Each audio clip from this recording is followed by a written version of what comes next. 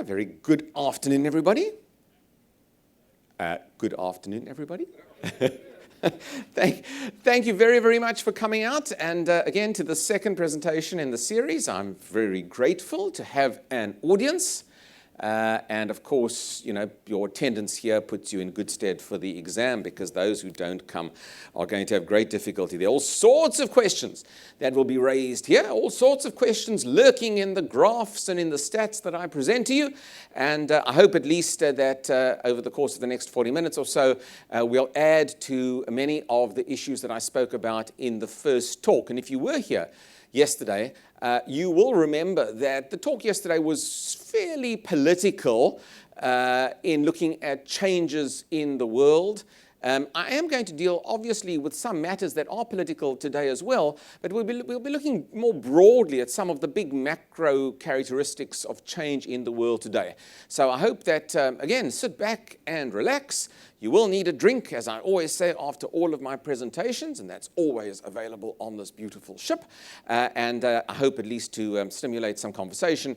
And it's so nice. I don't know if it's so nice or not, but when I do sit down for dinner, I do get peppered with political questions. And I can tell you, I mean, you know, you can raise the shackles on people's necks if they don't generally agree with what I say. So people who are supporting Donald Trump get upset. People who support the Brexit get upset. It's all marvelous to have this debate on the ship, as long as I can keep safe in the process. Now, today we're going to deal with some broad issues, but just before that, I just thought it's interesting, and I like to do this generally when I come away, or in fact when I do it with any audience, particularly where we're doing a series of lectures.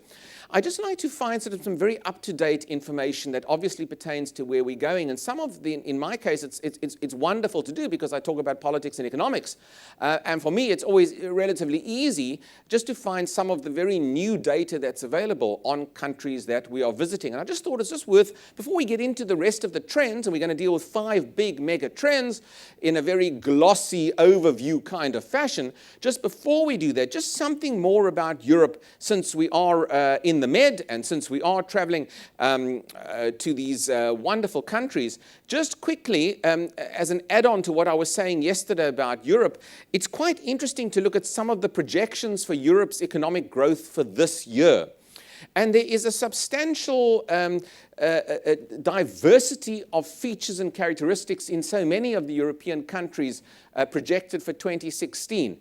One can't really generalize that satisfactorily about Europe's economic performance this year. The countries shaded in deeper green.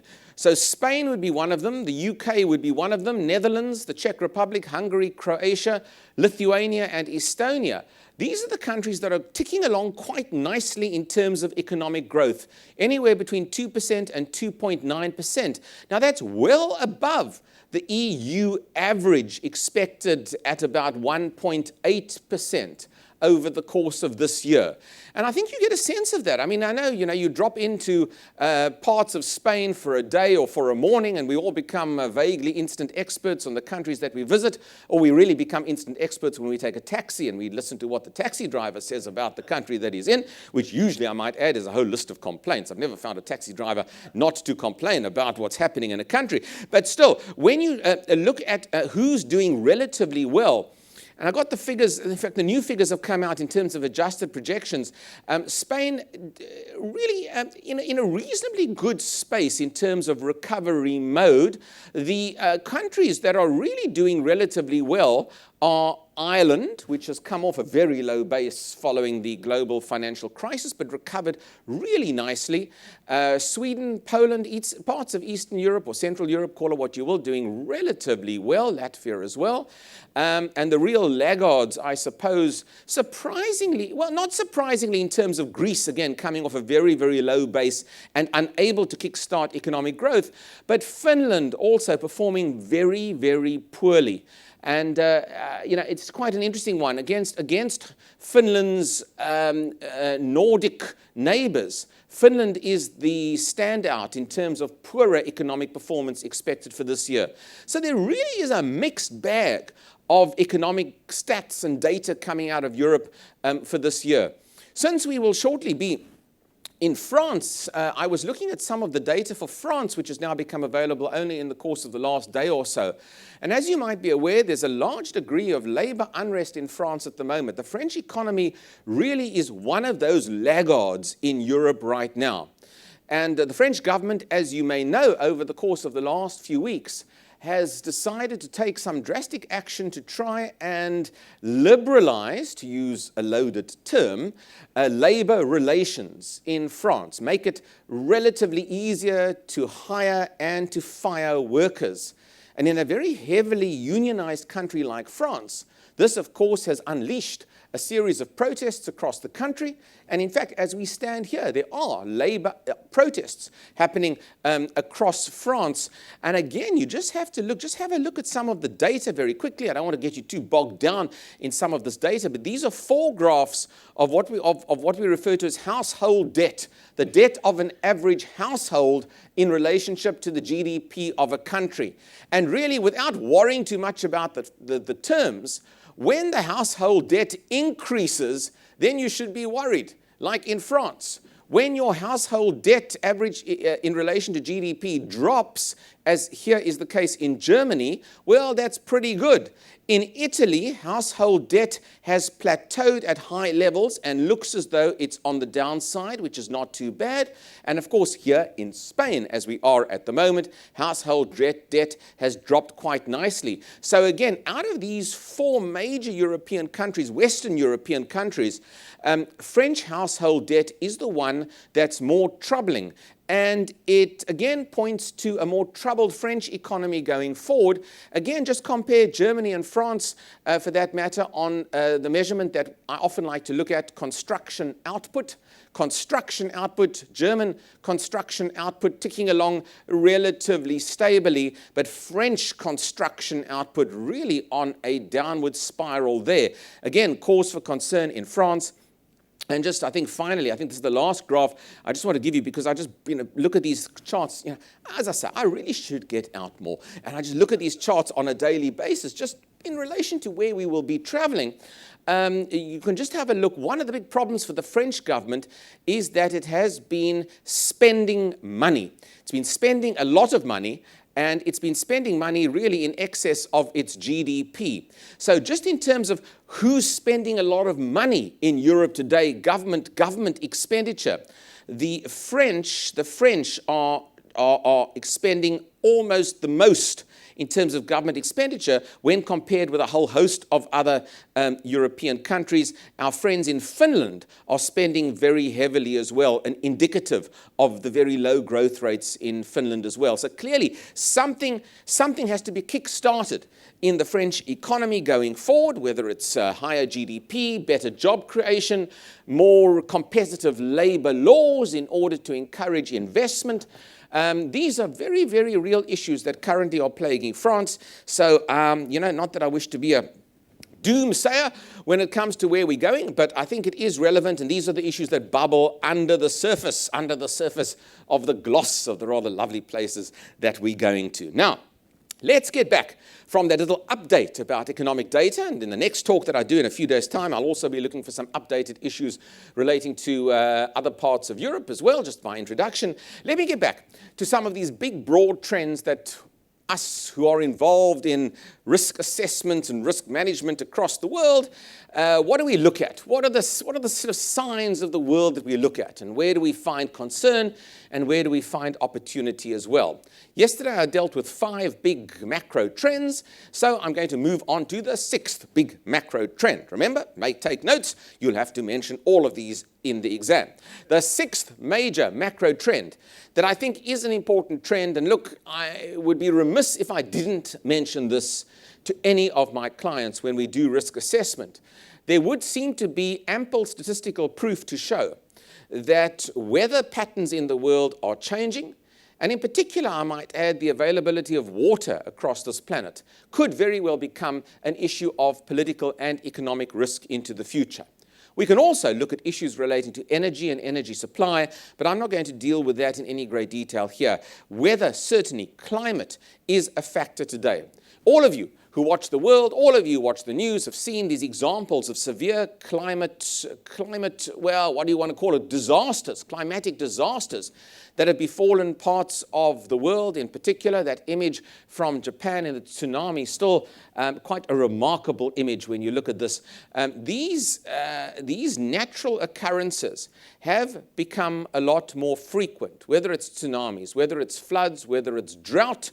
For us in the southern part of Africa, and in fact through large parts of the African continent, we are seeing the extended effect of the El Nino effect, and severe drought afflicting many, many countries, and including my country, South Africa, which adds to a degree of social instability, reduced crop performances, higher food prices, and higher inflation rates. So again, when we look at risk, these are factors to take into account. Is there statistical proof, other than my generalized remarks, that natural catastrophes are on the rise? Well, indeed, there is. If we go to some of the, acknowledged research houses, the rating agency Standard & Poor's have a very interesting graphic of the increase and rise in natural catastrophes, as they refer to it. Flooding, the red bar here, interesting enough, refers to hydrological events. So it's water-related flooding, which we can see has largely increased. The risk of this has increased over the world. Earthquakes, tsunamis, which is the yellow, the sort of murky greenish bar here, also increasing. And generally storms, all storms of any magnitude, we can just see also, which is that sort of mustardy colored bar, also increasing. The trend line, therefore, would be an increase in climate extremes. And of course, when we look at this, we look to see which of the countries of the world, where are people the most vulnerable? And yes, they certainly are vulnerable in parts of Africa, not surprisingly, as I've mentioned. But the countries shaded in deep red, in particular, deep brown or ochre or mustard and deep red, are really regarded as the most vulnerable countries in this world to climate change. And of course, your big population centers of Southeast Asia in particular are the ones that are most vulnerable. So there is a degree of risk as a result of that. And for the Chinese in particular, there's a degree of risk. I'll just come back to that in a moment, I think. Again, is there further statistical evidence to suggest that what I'm saying is indeed correct, or whether am I just sort of sucking it out of my thumb? We just had the figures for the temperature of the planet made public in the last 10 days or so. And April, I think it's April was the 12th consecutive month in which we experienced the hottest ever temperatures on record. So for the last year, April 2015 to April 2016, each of those 12 months represented a new global record in terms of global warming or global heat. And that, of course, again, points to changing patterns. I suppose, interest in this really is around the issue of water in particular. I come from an area of the world where water is remarkably scarce, but it's not just, of course, in Africa where water is scarce. Water usage is growing at twice that of the world's population. And it is expected over the next decade or so that almost 2/3 of the world's population will experience some sort of water scarcity or water risk aspects to their daily life. Pollution, certainly in China, brings that particular country into a risk category when it comes to water management in particular. So again, these are big issues. Now, they are of concern. If you look at these broad figures and you look at the level of pollution in this particular river, they are of concern. But clearly, for those in business, for those in the business of treating water, and there are many new forms of technology that allow us to treat water and to desalinate water. These are growth industries into the future as a result. So, of course, amidst the concern, there's always opportunity. The seventh big trend out of my top 10 list of trends, and hopefully we'll get a time for a discussion later on in this cruise when we can sit down, perhaps in a smaller venue, and we can have a chat about so many of these issues. The seventh big trend that I want to mention to you is a trend that I've also done a fair amount of work with because I have clients in related sectors, but there's no doubt that health is becoming an issue in the economy. And health is becoming an issue in our global economy simply because people are living longer. It's as simple as that. Yes, some societies are having more babies, younger populations, particularly in the developing world. In the developed world and even in the developing world, people are aging and aging quicker. By 2018, the number of people over 65 will be almost 600 million people worldwide. It's a lot of over 65s. I'm approaching that myself, I must tell you. But it is equivalent to more than 10% of the total global population will be over the age of 65. A significant shift in humanity in terms of age. In Italy, in the next 10 years, there will be about 1 million voters over the age of 90 in Italy. So political parties themselves, and I like to look at this also from a political point of view, it's not just about young people and the youth vote, as we often talk about. As I get older, I'm delighted to say that the mature voters are going to require special attention when it comes to political representativity across the world. And Italy is one of the fastest aging countries on this planet, along with Japan, I might add. But still, I think you get the idea that electorates are also shifting as a result of their age. And of course, it's not just a Western phenomenon, an aging population. In China, where that one-child policy has now had an effect of changing demographic patterns and pushing up the amount of Chinese who are going to be over the age of 65 in the next few years to a figure of nearly 180 million Chinese over the age of 65, and that figure will increase to nearly 300 million by 2050. So by 2050, 1/5 of the entire Chinese population is going to be over the age of 65. Again, well, it's not a risk in a sense. It's a great opportunity for business in that particular sector. And I think healthcare issues, broadly speaking, whether it's through medical practitioners, whether it's through healthcare centers, whether it's in products that are directed at an aging population, are going to be a big growth sector. Just take a look at this headline, by the way, from CNBC, a fairly reputable source. There's a headline. If you can't read it, the headline from CNBC says, adult diapers will soon outsell baby nappies in Japan. And if there's ever a shift from a product point of view, it's that kind of change that's taking place in a society like Japan. And again, you know, for those of you involved in retail and in selling, I think you'll appreciate those shifts and how products themselves are shifting as a result of demographic change. The bottom line, of course, is that more people are going to live longer, but they're not necessarily going to live healthier lives. Of course, if you believe those who talk about the great strides in technology, then you would argue that they probably will live healthier lives. But I think in this interim period, and we are in something of an interim period in terms of health discoveries, we are seeing more people living longer, but again, not that healthy going forward. And the big expenditure item, the big expenditure ticket across the world, in fact, is going to be in healthcare, particularly for poorer emerging economies across the world. It's quite remarkable, this shift in healthcare spend in emerging economies, and again, it presents a very good business opportunity in so many of these particular societies. Technology is going to play a role, make no mistake. And there's some marvelous strides. We see it across the world. The issue of telemedicine, some of you might be familiar with telemedicine. It's been applied, I suppose, most successfully in India, where, of course, you can simply by connecting your computer to the internet, as hopefully you would be able to do, you will be able to get a diagnosis for, let us say, yourself or for your child through the internet, through an electronic online diagnosis. You would be able to provide a specialist sitting thousands of miles away from you with the relevant data, thanks to the utensils and instruments that you will be able to link up in real time. And that certainly is a tremendous benefit, particularly for rural countries with high quantities of rural population, particularly in India. And I think it's a great sector as well to look into the future. So there is opportunity there.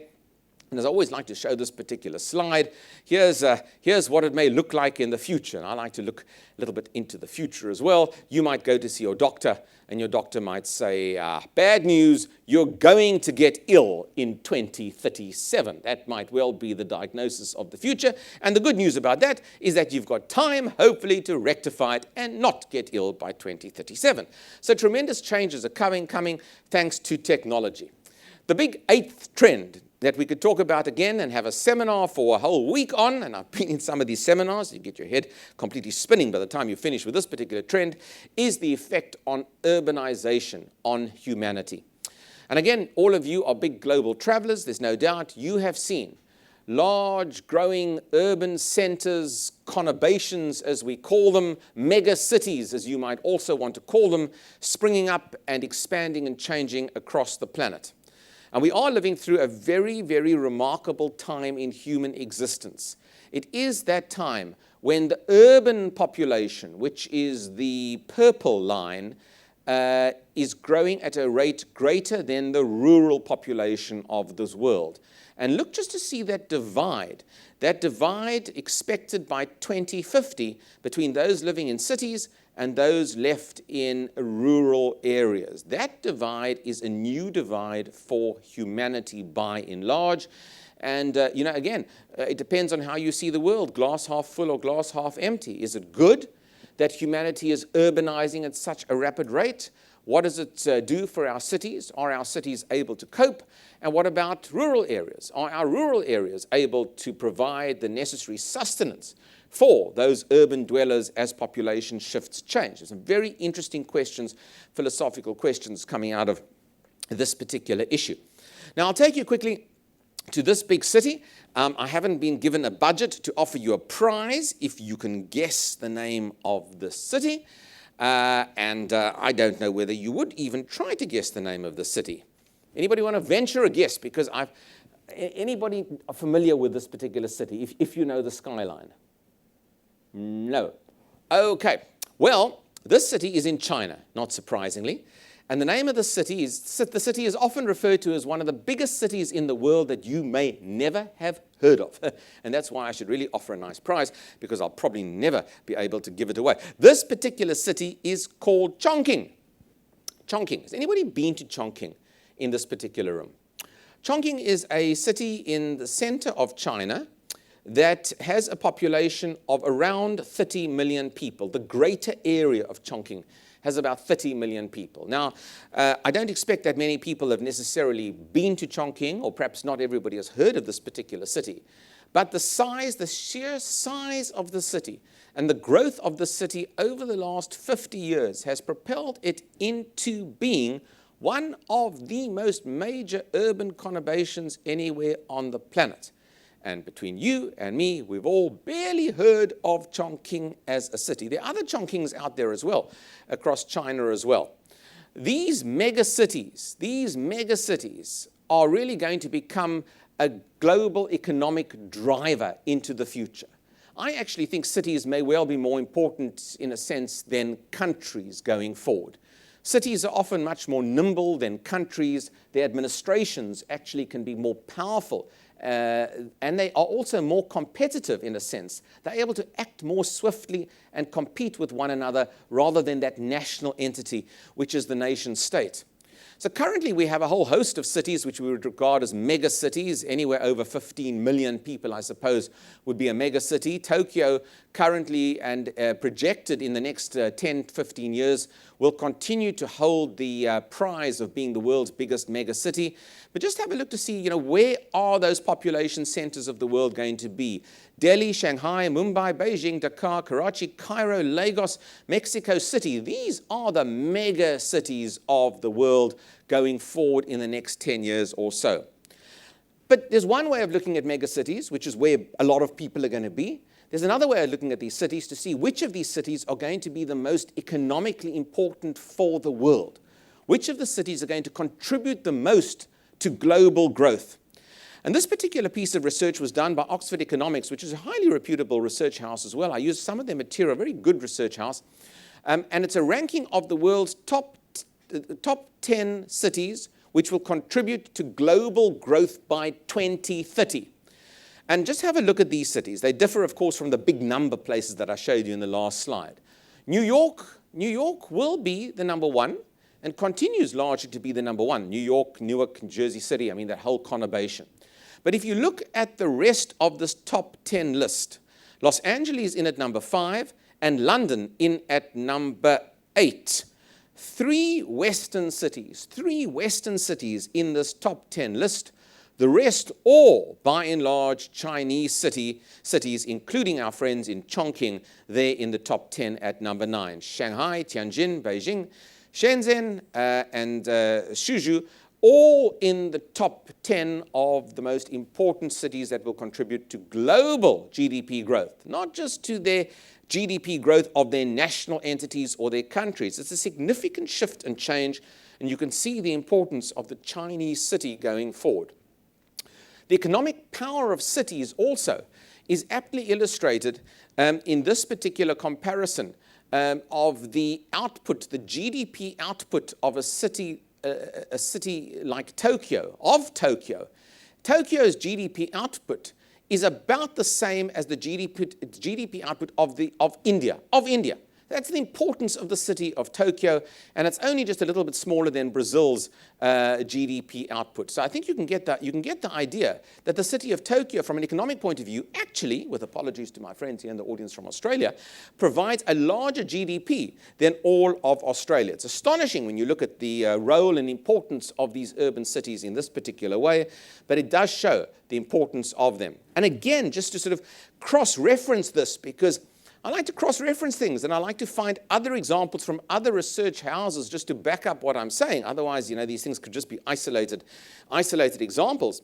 Tianjin, which I spoke about, is regarded as one of the most important cities going forward in the next 20 years or so in China. In 2010, the GDP of Tianjin was around 130 billion US dollars, making it about the same size as the city of Stockholm. In the next 10 years, the GDP of Tianjin will be about 625 billion US dollars, approximately that of all of Sweden. And again, it puts into perspective the rise of the Chinese megacity in particular. It's not just a Chinese phenomenon. Where I come from, people are urbanizing at a rapid rate. And in my next talk, I'll talk a little bit more about Africa, because I think Africa is an interesting continent to watch over the course of the rest of our lives. I think there's going to be a fair amount of investor interest in Africa, coming off a low base, I might add. And just from an urbanization point of view, Africans are urbanizing very rapidly. In the next 10 years, just about half of all Africans are going to be urban. This picture is taken in Lagos, by the way, in Nigeria, and I hope none of you ever complain about your traffic wherever you come from in your home cities. You need a good little trip to Lagos on a quiet Sunday afternoon, just to give you some perspective of traffic. Some of these cities, of course, are going to be effective. Some of these cities are going to be extremely fragile, depending on infrastructure and, of course, the rollout of what we would call smart city initiatives across so many of these cities. I mean, cities themselves really have to up their game when it comes to aspects not only of governance, but obviously of energy usage, of connectivity, of information technology, city planning. All of these issues now have to be integrated in what one would call a smart city grid or approach. And only those cities that tick most of these boxes are the ones that are probably going to be more successful into the future. The ninth big trend that I want to talk to you about, which is the penultimate trend, is about Africa, about my home continent. And I am quite bullish about Africa's fortunes, and I'm just going to highlight a few of the issues before I discuss Africa in more detail in the next talk. But certainly, again, if we look again at available research to see which countries of the world across this planet are growing at relatively fast rates, these are the latest figures coming through from the IMF, International Monetary Fund. Those countries shaded in dark brown, as you can see, are the ones that are growing the fastest at the moment globally. So Southeast Asia, of course, but large parts of Africa are showing reasonably good statistical growth rates of 3 or 4 or perhaps even 5% or more.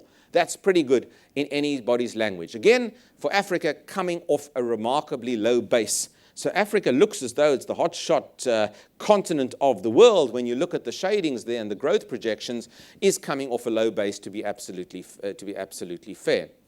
Africa's growth and the potential for Africa is based upon demographic shifts and a rising population on that continent.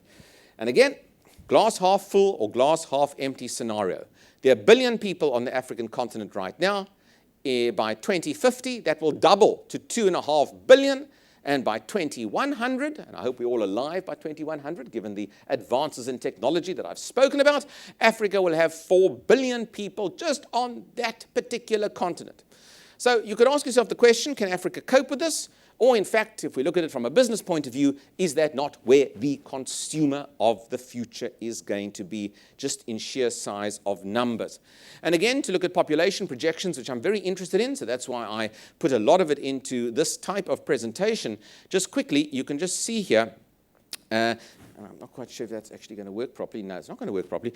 You can just have a look here to see today Nigeria's population is 180 million people, 180 million in Nigeria. By 2050, Nigeria's population is going to be 400 million people. And by 2100, just under 800 million people in Nigeria. Nigeria will be the 3rd largest population center on planet Earth after India and China. Then Nigeria, then the USA, and there are a whole host of other African nations that also are going to be pretty populous by the end of this particular century. The numbers game is there. The challenge that I will speak about again in a few days' time will be whether Africa can really meet the challenge of these very, very large increases in population, and what does the continent really need to do in order to become more competitive globally. Just quickly, those big African populations are not all destitute, they're not all poor, and they're not all uneducated. And I'm pleased to say when we look at the data, we see impressive improvements in literacy levels across the continent, and we also see an improvement in what one could call an African middle class. And I'll discuss this more in detail in 2 days' time. The African middle class might not be the middle class of you and me, to be perfectly honest. It's a much lower base. But there is a consumer base of Africans now who can afford goods and services like never before. And that is propelling a lot of business into Africa. And I work with many of these businesses who are looking to diversify outside of the Western markets, outside of the US and Europe, and want to use or want to really find that African consumer who has a desire to spend. And we're seeing that coming through in the figures, and we'll talk about that as well. It's not all one-way traffic in Africa, though. I'm afraid in the last year or so, African economies have been battered by those poor commodity prices. They've been battered by the Chinese demand for commodities dropping significantly, and African exports to China, a critical market for Africa, have been down substantially. So the African market is rocky and volatile as we speak at the moment. The final big trend that I simply want to talk to you about, and I spoke to you in the last lecture yesterday about political disruptors, and I suppose I mentioned Boris Johnson and Donald Trump and the Filipino head of state, all sorts of political disruptors at the moment in the world. It's not just about politics, it's also about technology. And again, we could talk in depth about technology, and I'm not able to talk in depth on this particular cruise on the real effects and benefits and challenges that technology brings us. But in general terms, the advancement in mobile technology in particular is creating many new avenues and many new avenues of great excitement for the world. But just look at the disruption. And some of you will have seen this before. It's one of these very pretty little easy to read examples of how some of the big technology companies in the world are changing and reshaping the industries in which they operate. Some of you may use Uber. Has anybody in this room used Uber anywhere across the world? Yeah, you use Uber. As you know, Uber is today the world's largest taxi company. And we barely knew of Uber a few years ago. It's become into our language and our vocabulary. Uber owns no vehicles. Those vehicles are either owner-driven or they're owned by other private investors. The company itself does not own any of its vehicles. Quite remarkable, given that Uber is the world's largest taxi company. Facebook, for my friends in Facebook, even here in the audience, it's the world's most popular media site. But Facebook creates no content of its own, by and large. I provide the content, or you provide the content if you are on Facebook and you are posting photographs of where you've been, or reposting news reports and other interesting articles of what you are interested in. You provide Facebook's content. And it's fascinating, given the size of Facebook at now well over 1 billion people across this planet. For those of you that utilize online shopping, not Amazon, and I'll come back to Amazon briefly in a moment, but an online shopping portal like Alibaba in China, remarkable company. It's the world's most valuable retailer, and it has no inventory. It's a reseller, no inventory at all, quite as opposed to Amazon, which does have an inventory. So Alibaba itself, a remarkable disruptor in that particular space. And one of my favorites down at the bottom, Airbnb. Look, I like all of these companies. But Airbnb, anybody stayed in an Airbnb apartment, by the way, here in the room? Anybody have an Airbnb apartment that they have as an investment? No. Airbnb, as you know, you can rent out your room, put it on the internet, and you will get people from all over the world using that room and staying in that room instead of going to a hotel. And I've done a lot of work on Airbnb, and I've done a lot of work to see the effect of you having a room in your home that you now let out on this particular website, and the downturn in the amount of hotel room bookings that many of the big hotel companies are now being faced with. And they have to rebrand and reformulate their message as a result of the disruptive nature of Airbnb. Airbnb is the world's largest accommodation provider. It's not Hilton or Sheraton or Marriott. It's Airbnb, and Airbnb owns no real estate. You own Airbnb if you are letting out an apartment or a home or a room that you may wish to do. Remarkable disruptors across the world. We've seen very interesting retail statistics coming out of the United States just in the last few weeks. You've seen the drop in retail stocks and equities in the more traditional sectors. Macy's, again, disappointing with their results. And by and large, there again, look at that change that's sweeping through the world. Amazon is gobbling up the customer of the traditional bricks and mortar store. And there's no better example in the course of the last few weeks than Macy's relatively poor results, and in fact the shift to Amazon becoming the largest apparel retailer now in the United States. It's no longer Macy's. Online shopping now sells more, Amazon's online shopping, than Macy's does in terms of apparel. And this disruption is only going to get worse, I think. Worse in the big sense of the word, not in the negative sense of the word, because these big guys, the Googles and Apples of this world, and I could include the Facebooks and others of this world, are set to diversify their own products away from online into the physical world. Driverless motor vehicles, which could very well be a Google, could be launched by Google. Apple can get in the act as well. These companies are setting standards. They're setting global standards given their size and their power. And I think this is going to disrupt many, many industries into the future, particularly in transportation. And I also do some work in the transport sector, and it's interesting how many of those involved in transport, who are not part of these big companies, are concerned because the standards, the industrial or technical standards, can be set. They can be set by the big players. And that makes it quite difficult for others to muscle in or to get in on the act. And again, cause for some degree of volatility. We saw in the course of the last few weeks also how Apple have invested very heavily in the Chinese equivalent to Uber, in fact, to the tune of $1 billion. Apple's smartphone sales were down in the last quarter or so, disappointingly down. And what did Apple do? Well, they diversified their interests and their holdings into a taxi service which can utilize smart software that Apple, of course, is an expert at. So there you go. There's a diversification, but still with a core product in terms of software and IT that Apple are also looking at in the taxi and transportation sector as well.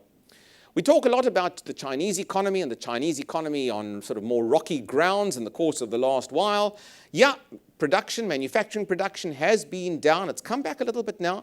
Steel production has also been more buoyant in the last month or quarter or so. But what's really flying in China? What's flying in China? The services sector is doing remarkably well. And again, it's thanks to 650 million, and this ticks up all the time. I wish I had a live ticker, actually, of how many more Chinese join the internet on a second-by-second basis. But more or less at the moment, 650 million Chinese currently online or using the internet. And the market there for goods and services is absolutely astounding. The projections for Chinese online shopping just for this year are that the value of that Chinese online shopping is likely to be worth about the same or even more than Switzerland's entire GDP just in Chinese online shopping. And to me, that's the interest, and I have a fascination with this. And of course, for those of you that like equities and playing the equity market, there are all sorts of ways to enter that. Two great stocks out there, Tencent and Alibaba. And I also have a little flutter now and again when it comes to some of these stocks. Let's hope they remain solid, given my positive words about the Chinese internet market. For those of you from the United States, know that there's a big day in retail in your calendar every single year called Black Friday. Black Friday, Americans go to the stores. They haven't been enough to the stores, but they really go again to the stores on Black Friday to get bargains. This Black Friday phenomenon has become a phenomenon all over the world, for that matter. If they are buying online, there's a phenomenon called Cyber Monday in the United States, where they buy online, discounts offered by retailers. In China, the alternative is something called Singles Day. Singles Day. And just look at the value of online sales in a 24-hour period in the Chinese equivalent to Black Friday or Cyber Monday. And that's the 2014 figure. I can tell you the 2015 figure is about the same, if not more. But those Chinese Singles Day sales outstripping by far anything remotely Black Friday or Cyber Monday in the United States. The good news for those who like technology is that it is all pervasive in the world today. It's not just a feature of the West, it's not just a feature of China or connected societies, it's also a feature of the developing world. And in particular, again, on the continent in which I live, in Africa, the quantity of Africans now with cell phone or mobile phone subscriptions, or the quantity with smartphone subscriptions as well, has reached astonishing proportions. I mean, by next year, about a third of Africans on the continent will have a smartphone. A third of Africans will have a smartphone. And there's tremendous application for that across the African continent, not just for online trade, but clearly for in agriculture, for predicting weather patterns, for engaging with your financial services provider, where logistics are tougher. It's just so much easier to use a smartphone and a mobile device. And that's why, for those of you that know a little bit about technology, you can get that pretty fast speeds. You go to a country in Africa, you'll get 4G or 5G speeds. As soon as you get out of the airport, it's there immediately. Better than some Western European countries, I might add. Africans are leapfrogging over older technology and installing newer technology, particularly in the mobile market. We're also going to see, of course, what we call the Internet of Things, and I'm sure many of you are aware of the increase in devices, not just mobile phones, in devices that are connected to the internet. Your vehicle, of course, is connected to the internet. Household appliances are going to be connected to the internet. Your fridge, your refrigerator, in future, will probably talk to you as you leave the home, and your fridge will monitor the levels of basic staples that you have inside that refrigerator, like milk, and will say to you as soon as you leave the door, Daniel, don't forget to go and buy milk, because those milk levels are low. That is a feature of the world, and it's coming pretty soon. All of this as a result of the collection and manipulation and analysis of big data across the world. We are able now to analyze absolutely everything. And I do a lot of work, it's interesting, in the travel sector as well, where we can analyze immediately in real time the effect of major world events on travel-related bookings across the planet. And maybe I'll just show you some of those graphs in the next slide, in the next lecture that I do, because you're all travelers and I think you're all interested, and you can just see and you can plot if there's a terror attack somewhere in the world. We know immediately how those bookings drop We can either do that through linkages through IATA, the Airline Association, or through hotel websites and hotel websites as well. Fascinating how this big data aspect now helps us to understand the way the world works. And all of this data and all of the manipulation, collection, and analysis of this data is still relatively new. It's a recent feature of us. Finally, the world is changing, and we are going to see a major shift, I think, in the next number of years to an attempt to reduce our reliance on human labor. And this is a very controversial issue because labor, I think, is going to be one of the hot topics of discontent into the future, especially as robotics and artificial intelligence become able to replace more intricate jobs across this planet. And I think for many in the labor movements across the world, they are not ready yet to understand the impact upon this, and even for ordinary citizens, the impact on unemployment as a result of robotics and artificial intelligence. It creates a degree of political risk for us in the world going forward. Here's a hotel in Japan. It's the Hennana Hotel in Nagasaki. It's a real hotel. It's not just an artist impression, and the receptionists behind the desk are all robots. They're not real. They are robots. They smile all the time, and they rarely make a mistake. And that's the advantage, I suppose, of having robots around the world. I shouldn't show pictures of competitor cruise products when I'm on one of the finest ships in the world. But for those of you that risk going on large ships like the Quantum of the Seas, the Royal Caribbean's big cruise liner, go to the bar. There's no human barman there. Well, there is, but the bar has also 2 large robots who will mix that perfect cocktail for you using exact measurements. That's a change in the world, and it puts people out of the work. It's a novelty feature on this particular cruise ship, but ultimately the next stage of this will be really to replace the human with this kind of robot. That pair of shoes, which perhaps 10 or 15 years ago might have been made in your home country, if you're from a Western country, today that pair of shoes is made in Bangladesh or Cambodia or maybe China because labor is cheaper. In the next number of years, you will probably make this pair of shoes yourself in that little 3D printing device that's been promised to revolutionize manufacturing. And I might tell you, there's some new advances in this to make it more affordable and practical for people to purchase their own.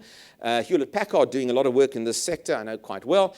Still, we are going to be manufacturing stuff ourselves. Yes, you can already do this. You can make body parts, prostheses, marvelous, marvelous things you can do with 3D printing.